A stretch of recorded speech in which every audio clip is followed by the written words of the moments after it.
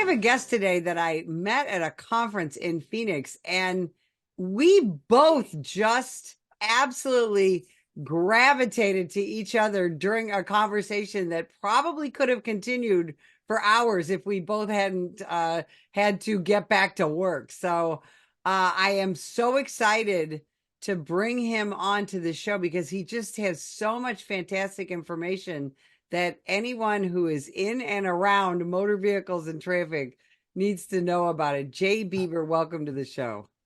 Thanks so much for inviting me. It's great to be here. So you are the executive director of policy for the National Motorists Association. That is a really big title. And you there is so much that you are involved in. Just take a minute and talk about what the association is and what their purpose is. Sure, thanks. So the National Motors Association got its start in the 70s and 80s to fight the 55 mile an hour national speed limit, which was really horrible for most of the country. All it did was set people up for tickets and didn't improve any safety. And so the organization was founded with that purpose in mind. And then after we won that fight in the 90s, the organization started taking on a little more general things like just unreasonable speed limits overall, the rise of automated enforcement, all of the things that are happening right now, which are to impair your ability to use your personal automobile and get around using your preferred mode of transportation. And so, we just fight for the freedom to drive where you want, when you want, using your preferred mode of transportation. That's really what our mantra is, and we're the voice of reason for driving freedoms. That was a big part of the American dream, right? It's a big country. And if you want to have a little electric smart car, you can do that. If you want to have a big old pickup truck like I do, a big motorhome, you can do that. And you should be able to freely move about the United States on, big expressways or secondary roads or whatever. But frankly, motor vehicles are kind of under attack, aren't they? Yeah, there is, you may have heard the phrase, the war on cars. The folks that are waging the war on cars want to claim that it's not happening, but if it is happening, it's a good thing. And so we like to say that you have the right, as long as you're not hurting anybody else and you're not putting anybody in significant danger, to go where you want to go, when you want to go. And we feel that what's happening right now is an assault on this. You mentioned traveling the country. I'll tell a quick little story where when I graduated college, my family and we took a trip to the Soviet Union. It was still the Soviet Union back then. And what I was struck by was the control over people's lives, where they could travel. You had to get permission to go from one part of the country to another. And what I'm seeing now is something very similar here in the United States, a slightly different tact, which is no, you don't have to show your papers at the border of states or whatever. But the restrictions on your ability to travel where you want and when you want are just mounting and mounting and mounting. And pretty soon we're going to find that we do not have the freedom to go where we want to go, when we want to go. There's going to be taxes on it. There's going to be restrictions. There's going to be setting us up for failure through and getting tickets for everything that we do based on automated enforcement and unreasonable speed limits that are just so low that you can't actually use your car. And so we're bumping up against a lot of the same types of restrictions. You use in a different way. It's death by 1,000 cuts, and that's sort of what we're fighting. And we have to fight in every state, and we have to fight all these different assaults on our freedom to travel. Jay, down here in Southern Arizona, where I live, we had a big discussion about 15-minute cities, about road diets. And when we said that, hey, it sounds like you want to restrict what we're doing with our vehicles, where we're going, things like that, we were told we were conspiracy theorists. Can you help explain what a 15-minute city is, what a road diet is, and how that affects the motoring public? Yeah, thanks. So the issue with people claiming that it's conspiracy theory is that it's not a theory if it's actually happening. So there actually is a conspiracy to restrict your freedom to travel. That's the first thing to know. The second thing to know is that the people who are claiming that it's not are the people that are actually doing it. So they like to complain. They like to say, well, it's not happening, but if it is, yeah, that's a good thing. So I'll start with the 15-minute city. 15-minute cities is the concept that you don't have to travel anywhere to get what you need more than 15 minutes by bike or by walking. And if you think about this concept and the freedoms that we have in this country and all the choices that we have, you couldn't possibly have all the choices that we have right now if you were restricted to everything that you need. And they're going to determine what it is you need within 15 minutes walking or bicycling. You just can't do that. And so even in big cities, it's hard to have that. I mean, one of the reasons I don't live in New York City is because, I want to go to a regular grocery store and go to a Home Depot and live in a single family house and travel where I want to travel. And I don't like the idea that you can't really get anywhere and you have to go down to a little corner market every 2 days and buy your apples,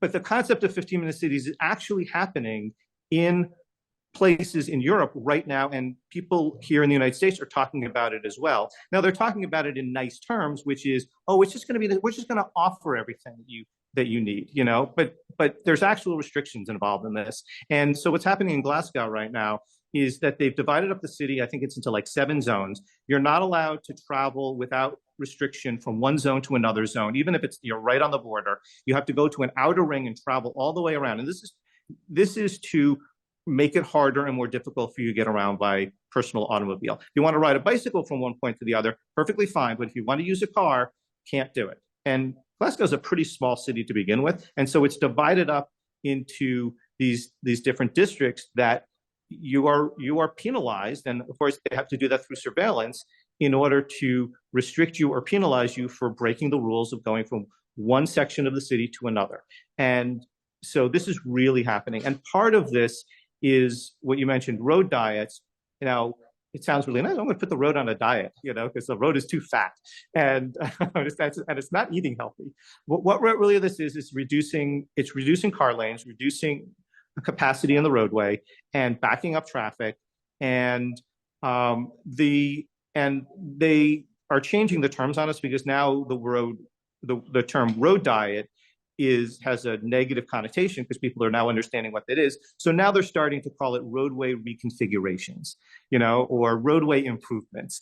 But when you hear those terms, what they may very well be planning to do is take away car lanes. They want to put in bike lanes that nobody's going to use. They want to put in bus lanes that no one's going to travel on the bus. There's 3 people on the bus, and these big, heavy, polluting buses, even if they're electric, they still have to get the power from somewhere. And, there's 3 people on the bus. And they like to say, well, buses travel, can move more people than a car, right? But they don't, because people don't use them because they're not as convenient as a car.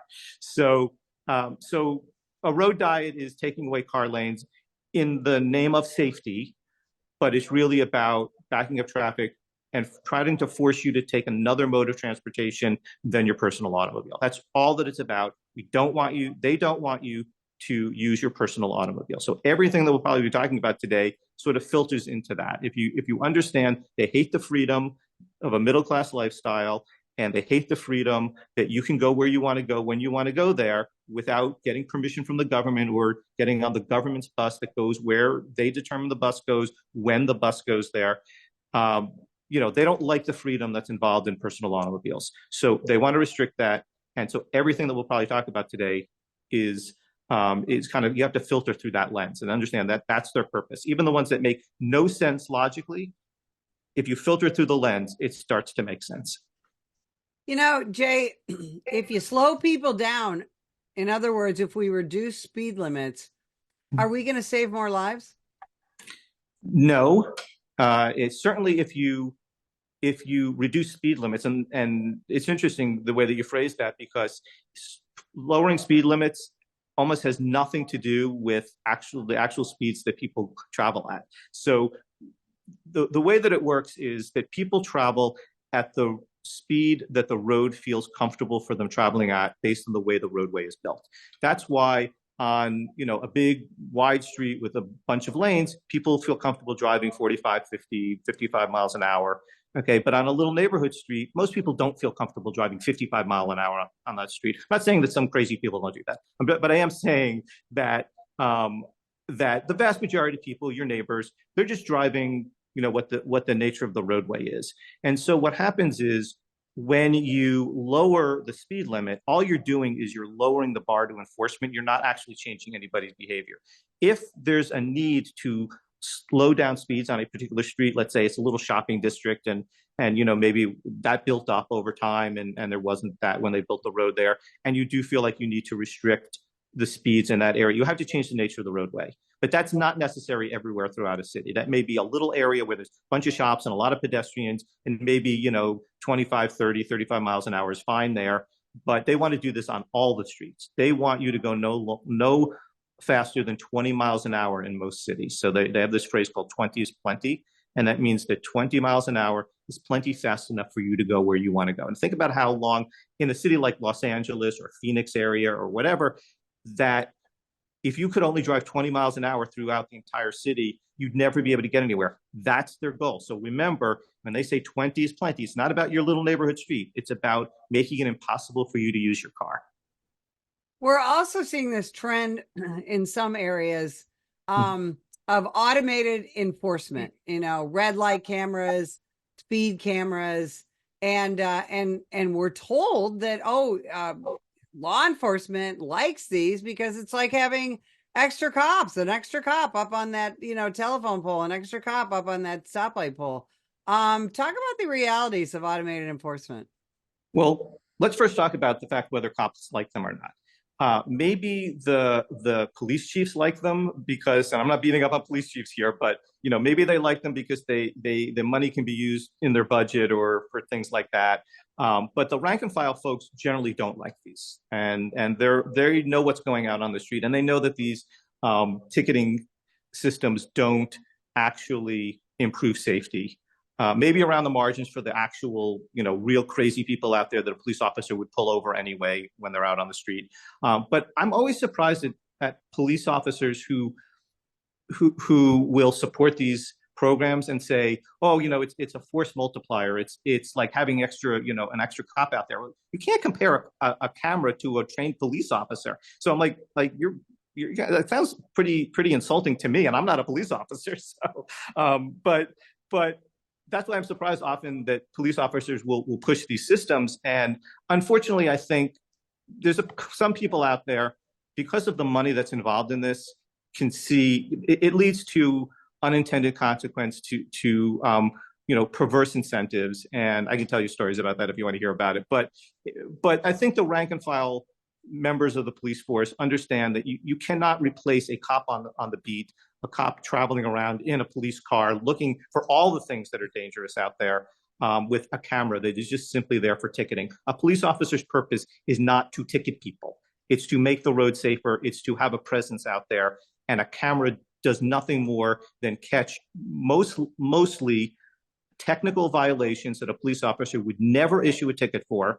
Not saying it doesn't issue other types of tickets, but the vast majority, like 95% of the tickets, are for minor violations. A police officer would never ticket, even if they could perceive the violation, they would never ticket for it. And that's where all these tickets are being issued. And that's why people hate these systems, because they know that if there were a cop on the street, they'd be fine, and the cop would be out there actually looking for the real dangerous drivers and the real criminals that are out there, and possibly pulling somebody over and catching somebody who has a criminal history or it has a warrant or something like that. Camera can't do that. So there's a lot of reasons why a camera is not a police officer and should never be compared to a police officer. The post death of George Floyd, we continue to hear a lot about traffic stops, and there really has been, there's a war on cops out there, and one of the most dangerous things that a police officer can do is make a traffic stop. And in fact, one of the things I really like about your website is you outline what a motorist should do, what their responsibilities are, and you make some great suggestions about how to behave when you are pulled over by the police. And it's just outstanding information. And But tell me your thoughts on this war on traffic stops. Here's the thing.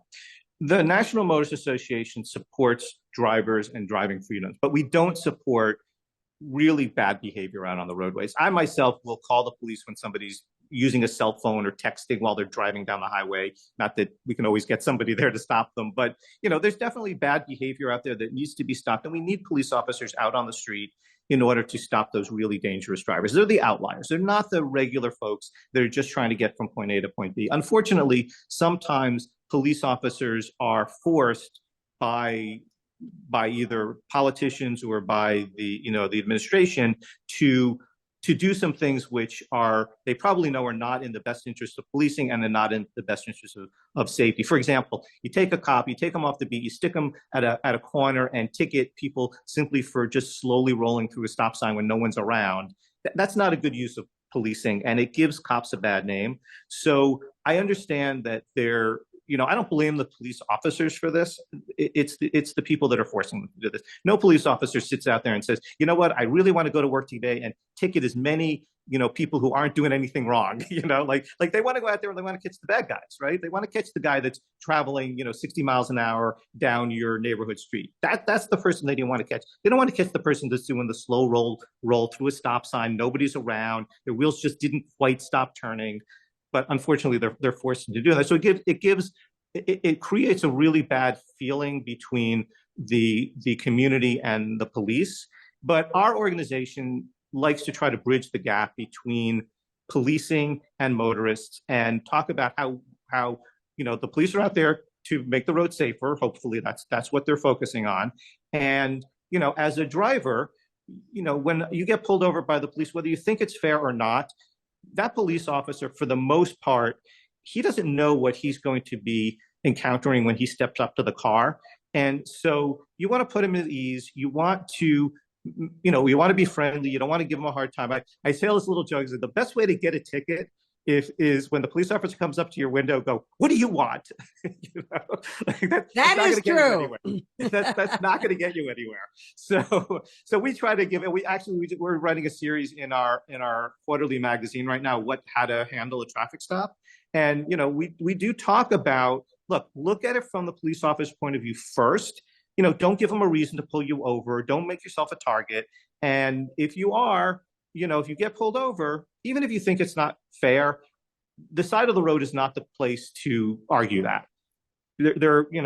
Again, there are definitely situations where drivers are treated unfairly. There's speed traps. There's police officers in little towns in a lot of places that are willingly engaging in raising revenue for their cities by giving out traffic tickets, which again, that's not what policing is supposed to be for. So we try to bridge the gap, but when the police officer pulls you over, be friendly, be nice. Much better chance that you're not going to get a ticket if there's some discretion involved. And if you do get a ticket, whether it's warranted or not, you can try to fight that ticket. And we do help people fight tickets, and mostly because a lot of people that get these tickets because the speed limits are unreasonable, or there's unreasonable laws out there, that we do help them fight their tickets. Well, we have a public service announcement that we call "Comply Now, Complain Later." So, what you said is so perfect, because, litigating this on the side of a roadway is dangerous for you, the motorist, it's dangerous for the cop, and it doesn't do any good. So, right. But I do want to say, though, that we do recommend that people do preserve their constitutional rights. So if you're being asked to do something that's not constitutional, you should object. If somebody, wants to search your car and they don't have probable cause, or they don't have good reason to do so, and you don't want them to search your car just for your own personal reasons, not that you have anything to hide, you should exercise your rights. But at the end of the day, the police officer is going to get their way. That's the bottom line. Okay, if he wants to search your car, he will. You preserve your rights so you can challenge it later.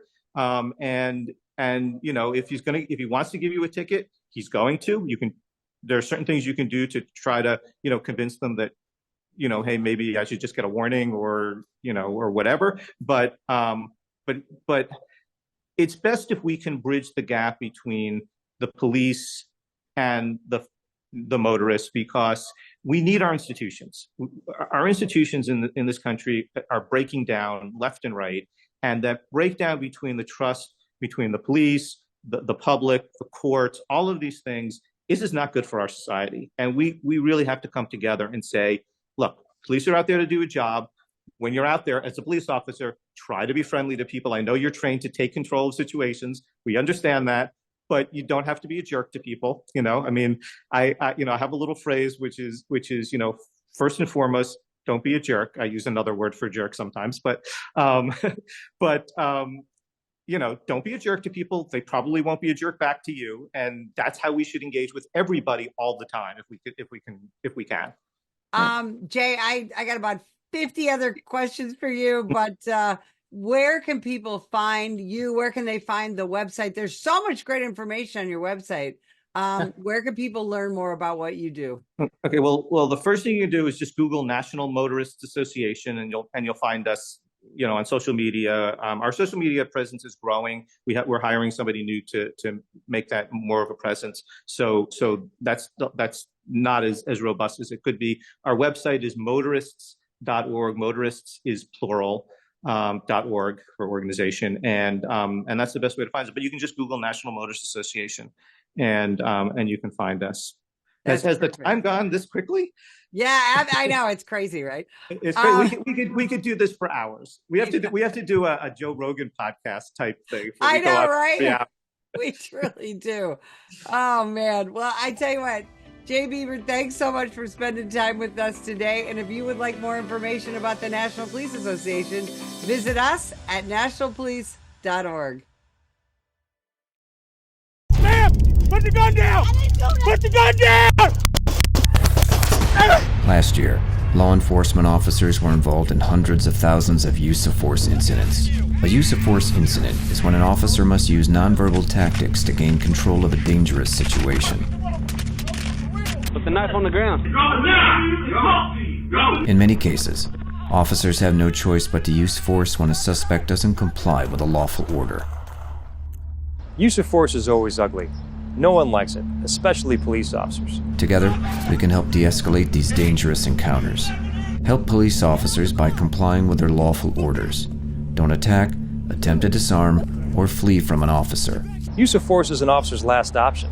Most incidents can be avoided by not resisting arrest. If you feel you've been wrongfully detained by a police officer, then seek a legal solution after the encounter has been resolved. Let's keep everyone safe. Comply now and complain later.